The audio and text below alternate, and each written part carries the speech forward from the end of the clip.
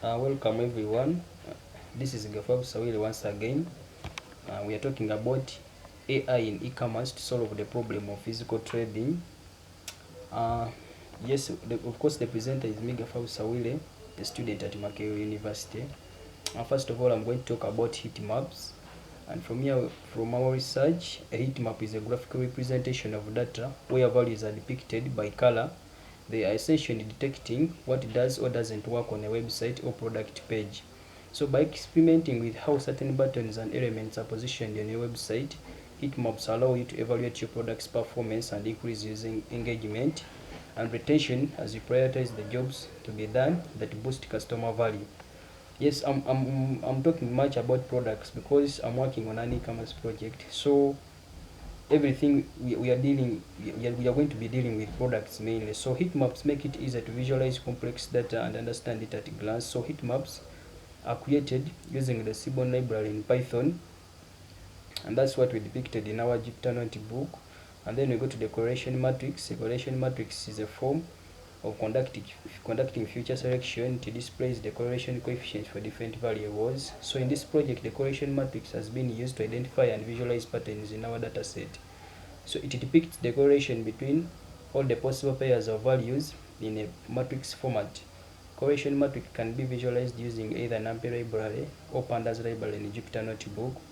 And then the box plots. The box plots, also known as the whisker plots, are charts used to show the distribution of numerical data and skewness through displaying the data quartiles and averages.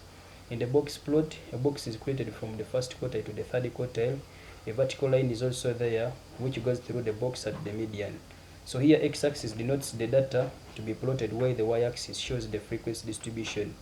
So we use the matplotlib.pyplot module of matplotlib library to provide box plot function to create the box plots.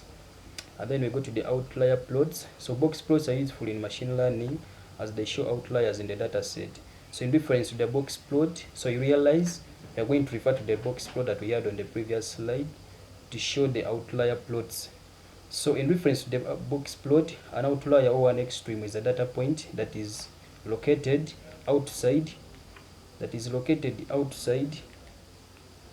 sorry for that. An outlier or an extreme is a data point that is located outside the whiskers of the box plot. So from the above diagram, we can witness the outliers above and below, which are also detected using the 1.5 IQRR rule. So from here, these are the box plots. These extremes you see here and this, and then here, all these two extremes. This is what we refer to as the outlier plots. And then the future independence plots. The future independence plots or scatter plots. So future independent plots can mean scatter plots. They are extracted using the matplotlib library or the pandas library. So they are used to visualize the relationship between two or sometimes three variables in a data set. So you take a point, take two of its variables. The y-axis shows the values of the first variable, while the x-axis shows the value of the second variable.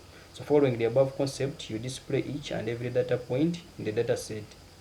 And then patterns of interest. So for my project, I used the histogram to show patterns of interest in the dataset using the matplot library. So histogram just is a type of bar plot that shows the frequency or number of values compared to a set of value ranges. Histogram plots can be created using Python and the plotting package matplotlib. So the plot.hist function creates the histogram plots just as they indicated there. And then splitting the data into the train validation and the set tests. So training data set allows the algorithm to learn from this data. So validation data set selects the best model, optimal algorithm, and hyperparameter settings. The test data set provides the unbiased evaluation of what the model will look like in its real environment. And then the hyperparameter tuning. Hyperparameters are parameters that cannot be directly learned from the regular training process. They are usually fixed before the actual training process begins. And these parameters express important properties of the model, such as its complexity or how fast it should learn. There are two basic strategies for hyperparameter tuning, i.e. the grid search CV and the random search CV. So in the grid search CV approach, the machine learning model is evaluated is evaluated for a range of hyperparameter values.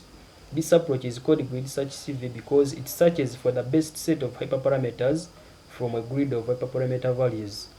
Then the random sized search CV solves the drawbacks of grid search CV as it goes through only a fixed number of hyperparameter settings.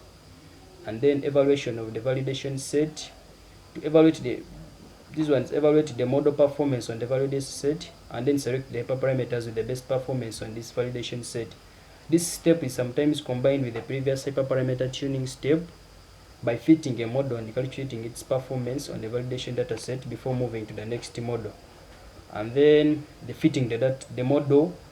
Model fitting is a measure of how well a machine learning model generalizes to similar data to that on which it was trained. So the generalization of a model to the new data is ultimately what allows us to use machine learning algorithms every day to make predictions and classify data. The definition of a good model fit is one that accurately approximates the output of an unknown input when it is provided with unknowable inputs. A model's fitting is the process of adjusting its parameters in order to improve its accuracy. So in order to generate a machine learning model, a machine learning algorithm is run on data for which the target variable or the labeled data is known. So afterward, the model's results are compared with the real observed values of the target variable. The next step is to adjust the algorithm standard parameters in order to reduce the error level and make the model more accurate. So in order to make accurate predictions, the model must repeat this process several times. So model fitting helps to find the root cause of poor model accuracy, i.e. overfitting or underfitting. So that was what I had. Thank you for watching.